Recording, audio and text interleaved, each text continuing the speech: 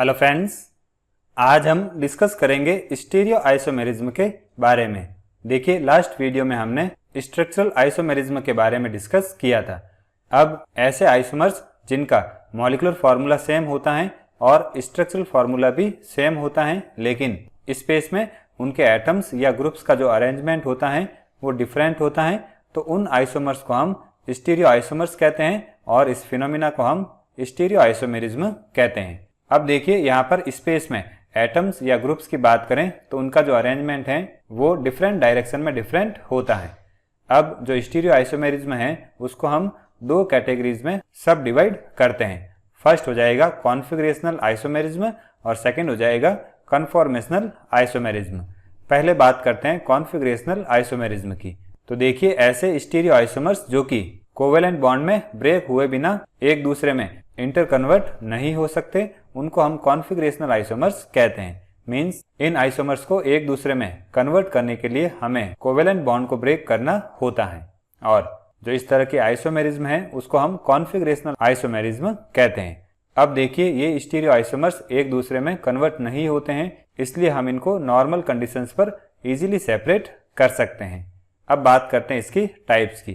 तो इसमें first point हो जाएगा ऑप्टिकल आइसोमेरिज्म या एनेंशियो आइसोमेरिज्म। तो देखिए, ऐसे स्टीरियो आइसोमर्स जो कि एक दूसरे से एक ऑब्जेक्ट की तरह रिलेटेड होते हैं, लेकिन इनकी जो मिरर इमेज है वो एक दूसरे पर नॉन सुपर इम्पोजेबल होती हैं, तो ऐसे आइसोमर्स को हम ऑप्टिकल आइसोमर्स या एनेंशियोमर्स कहते हैं। देखिए, एनेंशियोमर एक ग्रीक वर्ड एनेंशियन से लिया गया है, जिसका मीनिंग होता है ऑपोजिट। अब ये जो आइसोमेरिज्म है उसको हम ऑप्टिकल आइसोमेरिज्म या एनेंशियो आइसोमेरिज्म कहते हैं। अब देखिए, जो ऑप्टिकल आइसोमर्स होते हैं उनकी फिजिकल और केमिकल प्रॉपर्टीज सिमिलर होती हैं। ये हो जाएंगे दो एग्जांपल्स ऑप्टिकल आइसोमर्स या एनेंशियोमर्स की। देखिए, अगर हम इस लैक्टिक एसिड को इस पर शिफ्ट करते हैं तो ये नॉन सुपर इम्पोजेबल होते हैं। मीन्स यहाँ पर जो चारों ग्रुप्स हैं वो एक दूसरे को पूरी तरह से कवर नहीं करते हैं। यहाँ पर ये दोनों ग्रुप एक दूसरे को कवर कर रहे हैं, लेकिन ये दोनों कवर नहीं कर रहे हैं, तो इस तरह के दो ऑब्जेक्ट्स को हम नॉन सुपर इम्पोजेबल कहते हैं। फिर बात करते हैं जियोमेट्रिकल आइसोमेरिज्म की।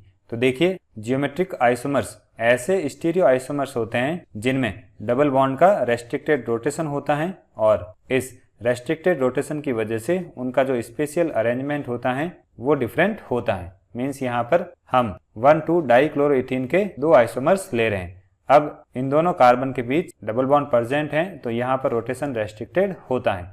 इस वजह से ये जो साइड एटम्स जुड़े हुए हैं उनका जो स्पेशल अरेंजमेंट है वो एक दूसरे में चेंज नहीं होता है और वो रेस्ट्रिक्टेड रहता है, या हम कह सकते हैं जो साइड एटम्स हैं वो अपनी पोजीशन चेंज नहीं कर सकते। तो इस तरह की आइसोमेरिज्म को हम ज्योमेट्रिकल आइसोमेरिज्म या सिस ट्रांस आइसोमेरिज्म कहते हैं। देखिए, यहाँ पर जो आइसोमर्स बन रहे हैं उनको हम सिस ट्रांस आइसोमर्स भी कहते हैं। इनको हम डिटेल में नेक्स्ट वीडियोज में डिस्कस करेंगे। फिर बात करते हैं कन्फॉर्मेशनल आइसोमेरिज्म की। तो देखिए, ऐसे स्टीरियो आइसोमर्स जो कि रूम टेम्परेचर पर कोवेलेंट बॉन्ड में बिना किसी ब्रेकिंग के इंटर कन्वर्ट हो जाते हैं, तो उनको हम कन्फॉर्मेशनल आइसोमर्स कहते हैं, या सिंपली हम इनको कन्फॉर्मर्स कहते हैं। और इस तरह के जो आइसोमेरिज्म है उसको हम कन्फॉर्मेशनल आइसोमेरिज्म कहते हैं।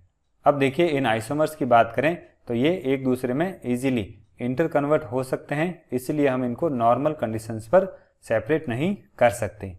अब देखते हैं इसके कुछ एग्जाम्पल। पहले हम ऐसे एग्जाम्पल देख रहे हैं जिनमें सिंगल बॉन्ड का रोटेशन होता है और उससे दो आइसोमर्स बनते हैं। एक हो जाएगी साइक्लोहेक्सेन की चेयर फॉर्म और एक हो जाएगी बोट फॉर्म।